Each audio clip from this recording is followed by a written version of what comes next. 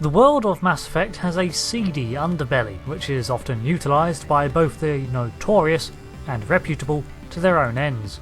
Much of this illicit activity is conducted from the Terminus systems, though that is not to say that the Citadel space is empty of such actions.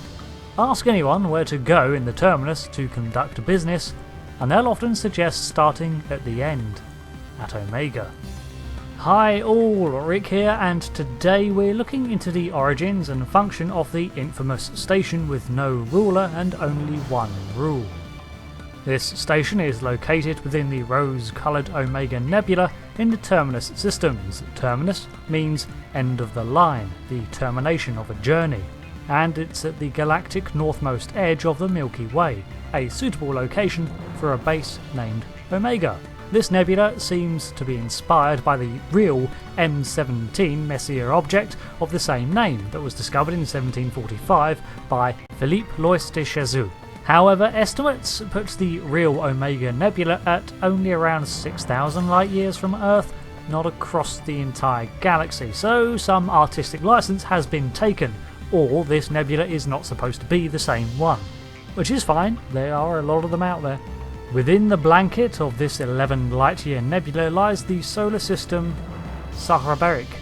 Between the inner planet Urdak and the middle of Imorcan lies an asteroid belt rich in resources, and it is on one of these larger rocks that the Omega station is found.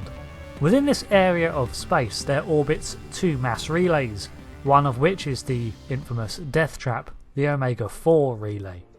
After exploring countless systems across the Milky Way, the Omega-4 relay was the end of the line, with many a brave or foolhardy scout travelling through its massless corridor, only to never return. It could be that for this reason the system came to be known as Omega, the end.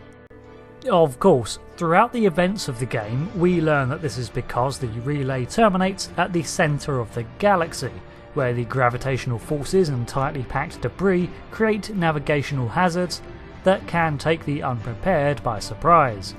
On top of that, it is the location of the collector base which destroys or captures any surviving vessel.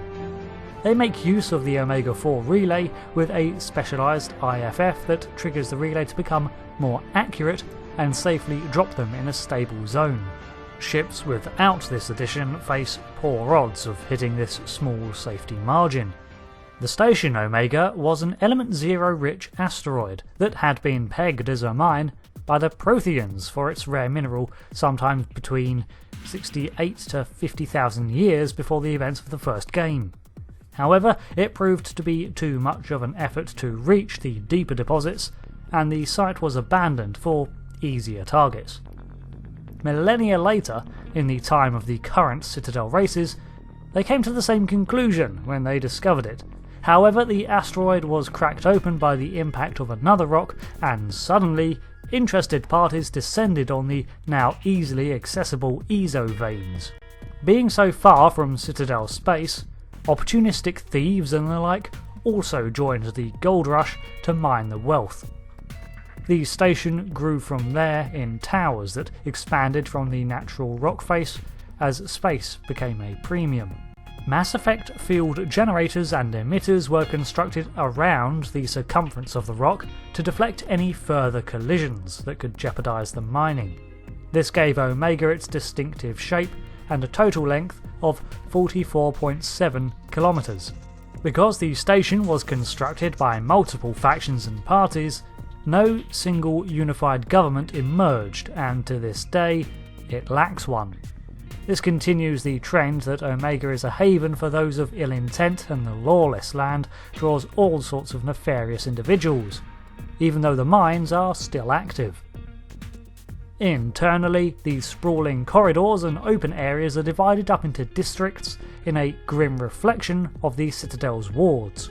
These include Zeta, Card, Doru, Fumi, Gozu, Kenzo, Kima, and Tui. In 2185, 7.8 million people live on Omega, and not all are criminals.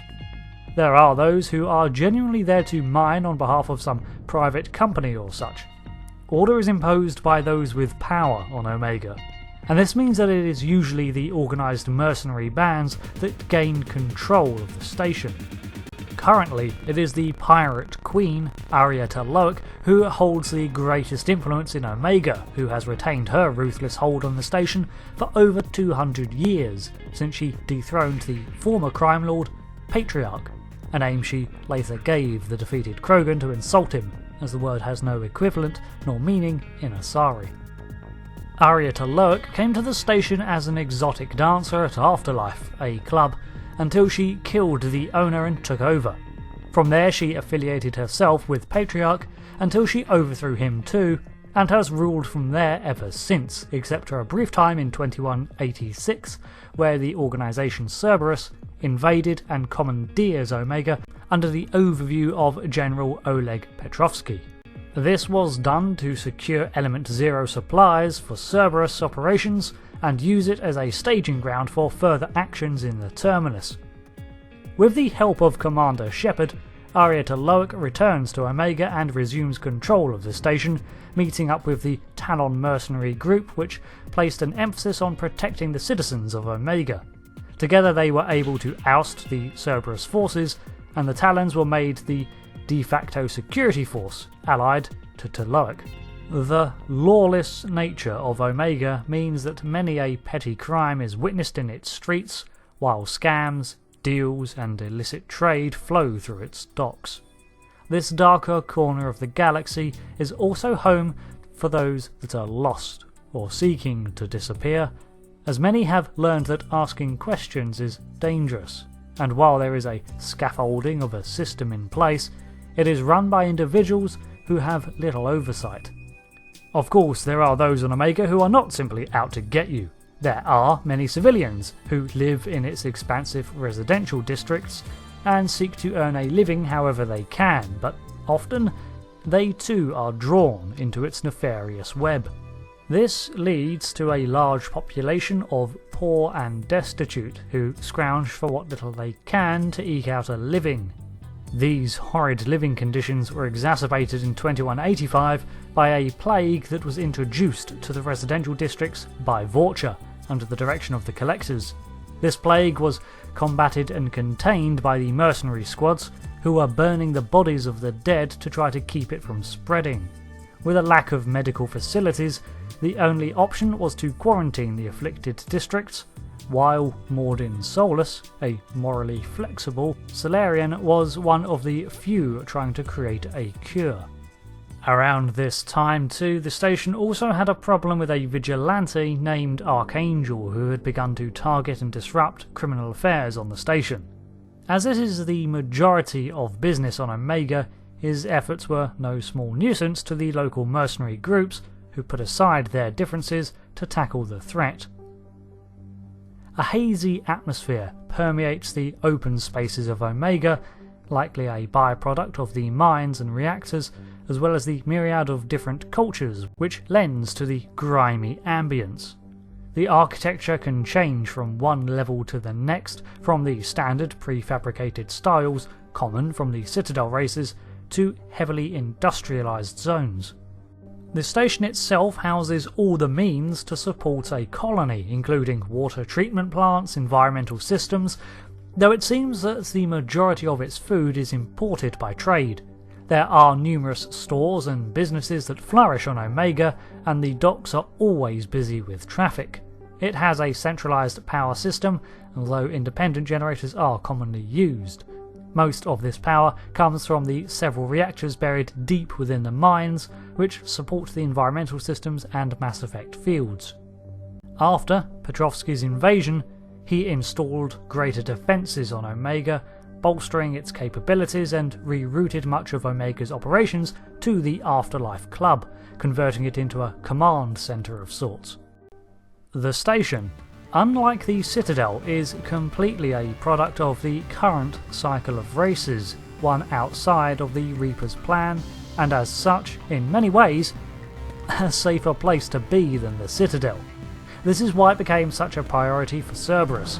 Influenced as it was by Reaper minds, it was an outlier to their carefully cultivated extinction.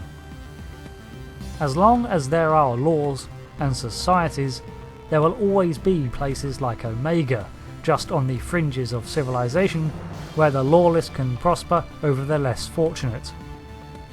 Then again, that happens within the confines of civilized space, it's just Omega is more open about it. Thanks for watching this episode of Mass Effect Lore, and these videos may be few and far between, but it serves as a nice break from the norm to keep me sane. So, I'll see you all next time. Thanks again, and goodbye.